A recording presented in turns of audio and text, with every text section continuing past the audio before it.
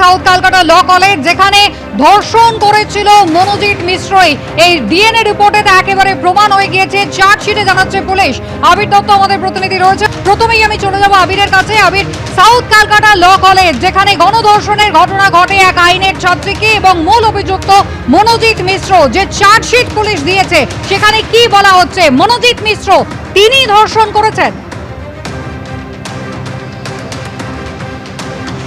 দেখো, যে অভিযোগকারিনী যে অভিযোগ তুলেছিলেন, অর্থাৎ নির্যাতিতার যে বক্তব্য ছিল বা তিনি যেটা লিখিতভাবে অভিযোগ জানিয়েছিলেন, ছত্রে কিন্তু দেখা যাচ্ছে সেই অভিযোগগুলো প্রমাণ হিসেবেও পেয়েছে পুলিশ, যেটা চার্জশিটেও কিন্তু তারা জানাচ্ছেন।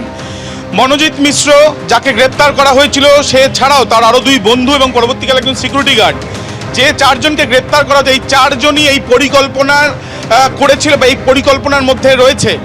তেমনটা যেমন জানানো হয়েছে, তার সঙ্গে সঙ্গে যে মেডিকেল পরীক্ষা করা হয়েছে সেখান থেকে তদন্তকারীরা জানতে পারছেন, যেটা তারা চার্জশিটে উল্লেখ করেছেন, যে এই যে ঘটনা, গণধর্ষণের ঘটনা, সেখানে মনোজিৎ মিশ্র সে ধর্ষণ করেছে।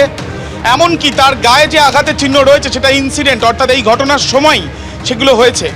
এমনকি তদন্তকারীরা প্রাথমিক তদন্তে যেটা জানতে পারছেন, 4টি সিসিটিভি ক্যামেরার ফুটেজ তারা খতিয়ে দেখেছেন, বয়ান খতিয়ে দেখেছেন এবং পারিপার্শ্বিক তথ্য প্রমাণ খতিয়ে দেখে তারা যেটা জানতে পারছেন যে ঘটনার সময় ওই ছাত্রী সে অসুস্থ হয়ে পড়ে, তাকে হাসপাতালে নিয়ে যাওয়া হয়নি, বদলে ইনহেলার নিয়ে আসা হয়েছিল এবং ইনহেলারের যে বাক্স সেটাও পর্যন্ত সরিয়ে দেওয়া হয়েছিল।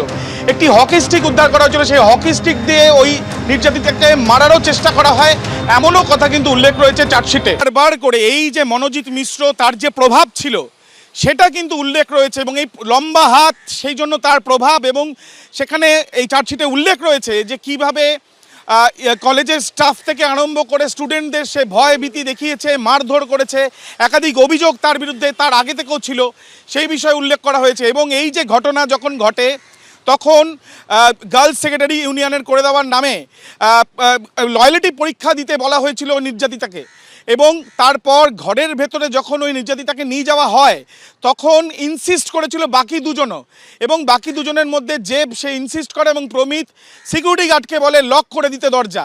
সিকিউরিটি গার্ডের বিরুদ্ধে কি অভিযোগ ইতিমধ্যে তথ্য প্রমাণ পেয়েছে পুলিশ, যেটা চার্জশিটে তারা দিচ্ছেন। তারা বলছেন যে গার্ডের ঘর হলেও গার্ডকে সেই ঘরের দিকে গিয়ে কোনোভাবে বাধা দিতে দেখা যায়নি, অর্থাৎ যে এই ঘটনা আন্দাজ করলেও বা এই ঘটনা হচ্ছে বা এই ধরনের ঘটনা ঘটতে পারে সেটা আন্দাজ করেও কোনো রকমভাবে তিনি বাধা দেওয়ার চেষ্টা করেনি। অর্থাৎ এই ঘটনা, এই যে গণধর্ষণের ঘটনা, সেই ঘটনায় প্রত্যেকের ভূমিকা রয়েছে।